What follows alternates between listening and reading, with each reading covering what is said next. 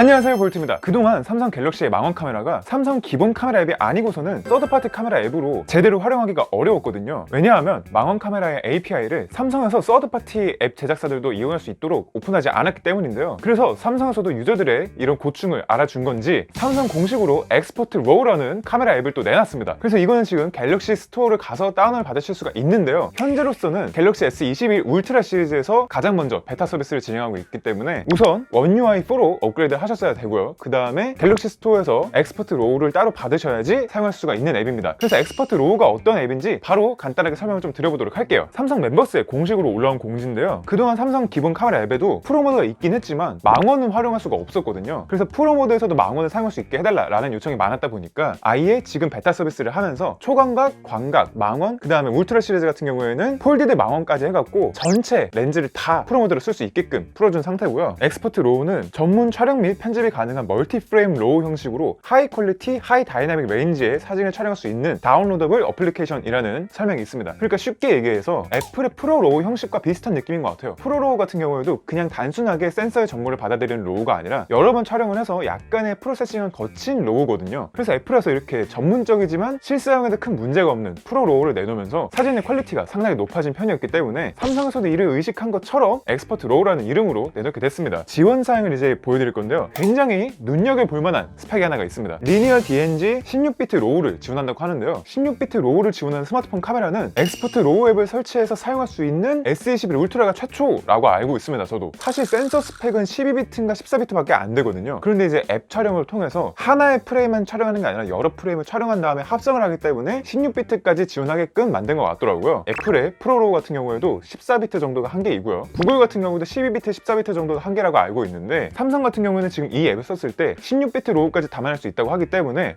이거는 스펙상으로는 정말 대단한 다이나믹 레인지를 갖고 있다고 볼 수 있을 것 같습니다. 자, 그 다음에 루즈리스 JPEG도 하고 있고요. 그 다음에 HDR, 그리고 ISO, 셔터 스피드, 노출, 수동 초점, 화이트 밸런스, 히스토그램까지 이렇게 다 프로 모드에서 사용할 수 있었던 기능들을 지원하고요. 그리고 렌즈는 초광각, 광각, 3배줌 망원, 10배줌 망원까지 다 지원한다고 합니다. 망원 렌즈까지 이렇게 다 프로 모드를 사용할 수 있기 때문에 촬영자의 마음대로 사진을 촬영할 수가 있게 된 거죠. 그래서 촬영 및 편집이 이렇게 보여드리면은 기존 프로 모드랑 굉장히 비슷해 보이지만 이 아래에 있는 매뉴얼 값들을 바꾸는 UI가 살짝은 기존 프로 모드랑 다른 모습을 볼 수가 있습니다. 그 다음에 사진 뷰어에서는 바로 라이트룸으로 또 넘어가는 기능이 있다고 하더라고요. 라이트룸을 다운받은 다음에 이렇게 라이트룸에서 엑스포트 로우의 프로파일까지 불러와갖고 엑스포트 로우에 맞는 프로파일까지 바로 사용할 수 있도록 만들어냈다고 하더라고요. 그래서 이거는 굉장히 보정할 때도 편할 것 같고요. 사진을 그냥 단순히 갖고 계시는 분들이 아니라 로우 파일을 보정하는 분들께서는 훨씬 더 연동이 편하게 되어 있는 것 같습니다. 촬영하고 나서 사진 저장은 어떻게 되는지 또 말씀을 드릴게요. DNG로 되어 있는 엑스포트 로우 파일은 당연히 저장이 되고요. 그 다음에 루즈리스 JPEG 형식으로 JPEG 사진이 함께 저장이 된다고 합니다. 그래서 사진 한 장을 찍으면 두 가지 사진이 함께 저장이 되고요. 하나는 이제 아무데서나 쓸 수 있는 JPEG인 거고 나머지 하나는 보정하기 용이한 로우 파일로 저장이 되는 거죠. 자, 그런데 이제 단점은 연속 촬영 같은 경우에는 제한이 되어 있다고 합니다. 이게 프로세싱을 조금 더 거치다 보니까 엑스포트 로우의 멀티프레임 촬영을 하면서 연속 촬영까지 하기에는 조금 무리라고 판단한 것 같아요. 그래서 연속 촬영 같은 경우에는 프로세싱이 완료된 후에 촬영이 가능하도록 바뀌었다고 합니다. 자, 그러면 사실 이렇게 말씀을 드리는 것보다는 실제 스틸샷을 보면서 비교하는 게 제일 좋잖아요. 근데 제 폰은 아시다시피 노트10 플러스다 보니까 아직 이게 지원되지 않고 있습니다. 그래서 아쉽게도 제가 찍은 스틸샷은 보여드릴 수가 없고요. 다른 분들께서 이제 올려주신 스틸샷으로 보여드리도록 하겠습니다. 트위터에 아이스 유니버스님께서 올려주신 사진인데요. 지금 이거는 세배중에서 일반 사진인데 그런데 이제 엑스포트 로우로 찍은 사진을 보게 되면은 약간 삼성 카메라 특유의 샤픈이 조금 덜한 느낌이 들긴 합니다. 이렇게 1대1로 비교를 해보면은 확실히 그 과한 샤픈의 느낌이 덜해요. 이거는 이제 건물을 주광해서 찍은 사진인데요. 이것도 이제 삼성 특유의 약간 그 샤픈에서 나오는 테두리의 하얀 부분들 이런 느낌이 많이 나는 거거든요. 엑스포트 로우로 찍었을 때는 훨씬 더 자연스러운 느낌이 나게 됩니다. 물론 이게 트위터에 올라온 거기 때문에 한번 압축이 돼서 원본 파일하고는 살짝 다를 수도 있긴 하겠지만 이렇게 간판에 조그만한 글씨 부분들을 봤을 때 훨씬 더 프로세싱에 있어서 자연스러운 모습을 보여주는 것 같습니다. 자, 그 다음에 이번에는 마티아님께서 올려주신 사진인데요. 색감부터 굉장히 차이가 많이 나는 걸 볼 수가 있습니다. 오토모드에서는 굉장히 좀 쨍하고 과도하게 해갖고 한눈에 봤을 때 되게 눈에 확 띄는 사진을 만들고 있었다면 엑스포트 로우 같은 경우에는 그냥 자연스러운 프로세싱이 나오기 때문에 지나가면서 볼 때는 기존의 오토모드가 조금 더 눈에 띌 수도 있겠지만 자세하게 디테일을 살펴보다 보면은 엑스포트 로우가 훨씬 더 퀄리티 높은 사진이라고 볼 수 있을 것 같더라고요. 그래서 이렇게 약간 주변부에 꽃 망울 부분들을 보게 되면은 엑스포트 로우 같은 경우는 아직 샤픈이 조금 남아있어서 이렇게 하얗게 띠가 지긴 하지만 기존의 오토모드에 비해서는 훨씬 인위적인 느낌이 더 덜한 모습입니다. 자, 그 다음에 마지막으로 무하메드 님께서 올려주신 사진인데요. 저조도 사진인데 오토 모드 같은 경우에는 그냥 전반적으로 다 밝게 만드는 느낌이 있어서 다이나믹 레인지가 조금 좁다고 볼 수 있을 것 같거든요. 그런데 엑스퍼트 로우로 가면은 사실 안보는 조금 더 어두워 보이긴 합니다. 그런데 이게 이제 디테일들이 살아 있을 거거든요. 라이트룸 앱으로 만지게 되면은 조금 더 보정이 용이할 거고, 이 HDR 표현에 있어서도 적당히 표현이 됐기 때문에 일반적인 스마트폰 카메라들처럼 과장됐다라는 느낌보다는 미러리스나 똑딱이 카메라처럼 조금 자연스러운 프로세싱이 이루어진다고 볼 수 있을 것 같더라고요. 자, 그래서 이렇게 갤럭시 S21 울트라에서 먼저 베타 서비스를 진행하고 있는 삼성 카메라의 엑스퍼트 로우 앱을 살펴봤는데요. 하루빨리 지원 기종이 늘어나고 삼성 기본 카메라 앱에도 기능들이 얼른 통합이 되어갖고 더 많은 카메라에서 엑스퍼트 로우 앱 프로세싱을 즐길 수 있으면 좋을 것 같습니다. 그리고 S21 울트라 쓰고 계시는 분들께서는 바로 이 앱 설치하셔갖고 조금 더 퀄리티 높은 사진을 찍어보시면 좋을 것 같습니다. 그럼 오늘 영상 이 정도로 마치도록 하고요. 저는 다음에도 더 좋은 영상으로 돌아오도록 하겠습니다. 지금까지 몰토였습니다. 감사합니다.